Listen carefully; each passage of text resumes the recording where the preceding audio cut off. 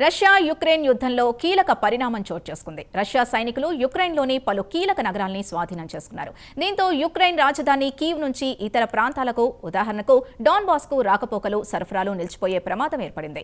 ఇక యుక్రెయిన్ అధికారులు కూడా రష్యా సైనికులు క్రమంగా తమ భూభాగాల్ని ఆక్రమిస్తున్నారని అంగీకరించారు. ఇక మిలిటరీ నిపుణుల అంచనా ప్రకారం రష్యా లక్ష్యం మాత్రం డిప్రో కాదు, డాన్బాస్ అని చెబుతున్నారు. మొత్తానికి చూస్తే రష్యా క్రమంగా యుక్రెయిన్పై పట్టు సాధిస్తోందని చెప్పక తప్పదు. మరి యుక్రెయిన్ ముందు ఆఫ్ఘన్ ఏంటి, ట్రంప్తో పాటు యూరోపియన్ యూనియన్ దేశాల స్పందన ఏంటి, తదితర అంశాలు ప్రత్యేక కథనంలో చూద్దాం.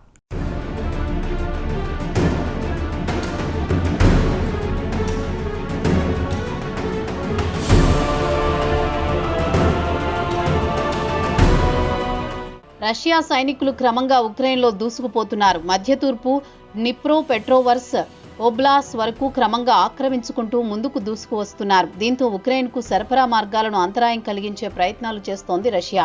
దీంతో రష్యా ఫ్రంట్ లైన్లో యుద్ధం చేస్తున్న ఉక్రెయిన్ సైనికులకు సరఫరాలు నిలిచిపోయే ప్రమాదం ఉందని మిలిటరీ అనలిస్టులు అభిప్రాయపడుతున్నారు. మాస్కో మాత్రం ఉక్రెయిన్లోని పలు గ్రామాలను తమ ఆధీనంలోకి తీసుకున్నామని చెబుతోంది. వాటిలో వెర్బోవ్ ఒకటని వెల్లడించింది. ఉక్రెయిన్ అధికారులు కూడా క్రమంగా తమ భూభాగంలోకి చొచ్చుకు వస్తున్నారని అంగీకరించినా అంత జోరు లేదు. వారిని అడ్డుకుంటున్నామని ధీమా వ్యక్తం చేశారు. అయితే మిలిటరీ నిపుణుల అంచనా ప్రకారం రష్యా ప్రధాన లక్ష్యంగా డ్నిప్రో మాత్రం కాదని డాన్బాస్ అని చెబుతున్నారు. అయినా రష్యా క్రమంగా ఉక్రెయిన్లో దూసుకుపోతోందనేది మాత్రం వాస్తవం. ఉక్రెయిన్ సరఫరా చేసే కీలకమైన లాజిస్టిక్స్ లైన్స్ ను ధ్వంసం చేసే రిస్క్ మాత్రం పొంచి ఉందని చెబుతున్నారు.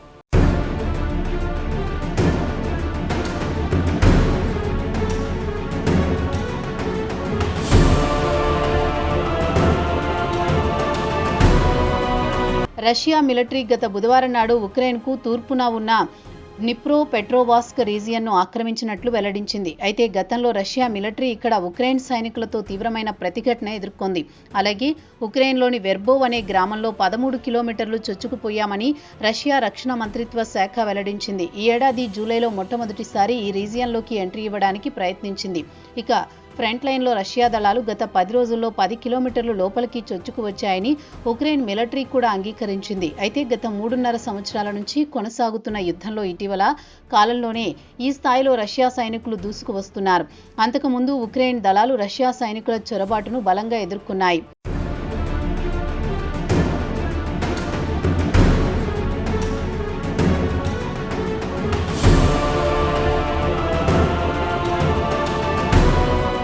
ప్రస్తుతం ఉక్రెయిన్లో కీలకమైన 5 ప్రాంతాలకు రష్యా తమ భూభాగంలోకి వచ్చాయని బహిరంగంగానే ప్రకటిస్తున్నాయి. డ్నిప్రో పెట్రోవ్స్క్తో పాటు డొనెట్స్క్, ఖేర్సన్, లుహాన్స్క్, జపోరిజియా, క్రిమియాలు తమ భూభాగాల్లోనివని రష్యా తాజాగా ప్రకటించుకుంది.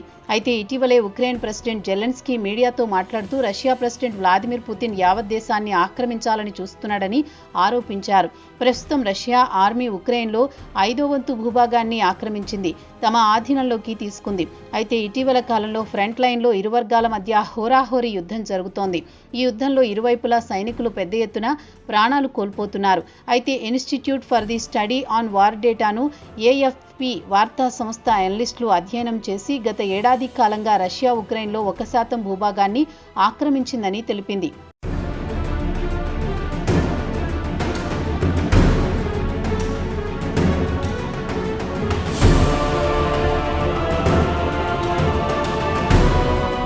అయితే రష్యా తాజాగా ఉక్రెయిన్లోని తూర్పు భాగంపై ఫోకస్ పెట్టింది. గతంతో పోల్చుకుంటే రష్యా ఇటీవల కాలంలో దాడుల జోరును పెంచిందని ఫిన్లాండ్కు చెందిన బ్లాక్ బర్డ్ గ్రూపు అనలిస్టు తెలిపారు. కాగా ఈ గ్రూపు యుద్ధాన్ని కవర్ చేస్తోంది. డొనెస్క్, జపోరిజియా పారిశ్రామిక నగరాలపై ఏడాది జూలై వరకు రష్యా పెద్దగా ఫోకస్ పెట్టలేదు. ప్రస్తుతం ఈ ప్రాంతాలపై రష్యా పట్టు బిగించడానికి గట్టి ప్రయత్నాలు చేస్తోంది. ఇక రష్యా విషయానికే వస్తే డ్నిప్రో ఓబ్లాస్ట్కు సరిహద్దు ఏరియాలోని 10 గ్రామాలను ఆక్రమించింది. అయితే ఉక్రెయిన్ డిఫెన్స్ హబ్కు రావాలంటే చాలా దూరం ప్రయాణించాల్సి ఉంటుందని బ్లాక్ బర్డ్ గ్రూపు వెల్లడించింది. అయితే ఉక్రెయిన్ మిలిటరీ గ్రూపు ఇన్ఛార్జి అధికార ప్రతినిధి విక్టర్ ట్రెగోబోవ్ మీడియాతో మాట్లాడుతూ డ్నిప్రో బ్లాస్ట్ ఏరియా వరకు అయితే రష్యా దళాలు వచ్చినా అక్కడి నుంచి ఉక్రెయిన్కు అత్యంత బలమైన పావ్లోహార్డ్ ఏరియా వరకు రావడం చాలా కష్టమని చెప్పారు. ఋతుపవనాల కారణంగా చెట్ల ఆకులు రాలిపోతాయి కాబట్టి చెట్ల గుబురుల్లో నుంచి కాల్పులకు పాల్పడడం కష్టమని విక్టర్ వివరించారు.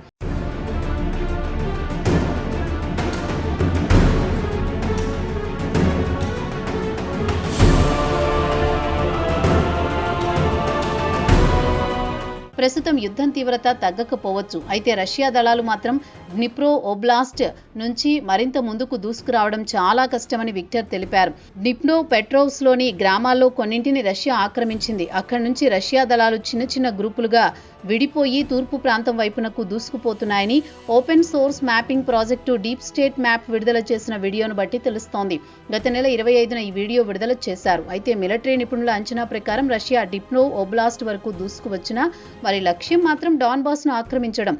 ప్రస్తుతం డాన్బాస్ వద్ద ఇరు వర్గాలు హోరాహోరీ పోరాడుతున్నారు. ఒకవేళ రష్యా చేతికి డాన్బాస్ రీజియన్ వచ్చి చేరిందంటే ఉక్రెయిన్ సరఫరా లైన్స్కు ఇబ్బందులు తప్పవని మిలిటరీ నిపుణులు అభిప్రాయపడుతున్నారు.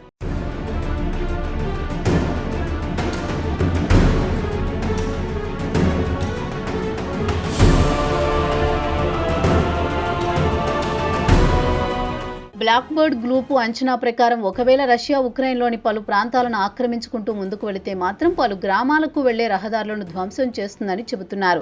జపోరిజియా నుంచి డ్నిప్రో లాంటి నగరాలకు రాకపోకలు సాగించే రోడ్లను ధ్వంసం చేస్తుందని చెబుతున్నారు. ఇక రష్యా దళాల దెబ్బకు ఉక్రెయిన్కు తమ ఆయుధాలను ఇతర ప్రాంతాలకు తరలించాల్సి రావచ్చునని మిలిటరీ నిపుణులు అభిప్రాయపడుతున్నారు. ఉక్రెయిన్ విషయానికే వస్తే మానవ వనరుల కొరతతో తీవ్ర ఇబ్బందులు పడుతోంది. అయితే ప్రస్తుతానికి ఇదేమంత ప్రమాదకరం కాకపోయినా ఉక్రెయిన్ దళాలు డ్నిప్రో ఓబ్లాస్ట్ వద్ద రష్యా దళాలను ఎదుర్కోవచ్చునని చెబుతున్నారు. ఉక్రెయిన్ మిలిటరీ అధికారి ప్రతినిధి మాత్రం రష్యా సైనికులు మూకుమ్మడిగా దూసుకువస్తారు. అయితే ఇది సరైన వ్యూహం కాదని ఉక్రెయిన్ మిలిటరీ అధికారులు చెబుతున్నారు.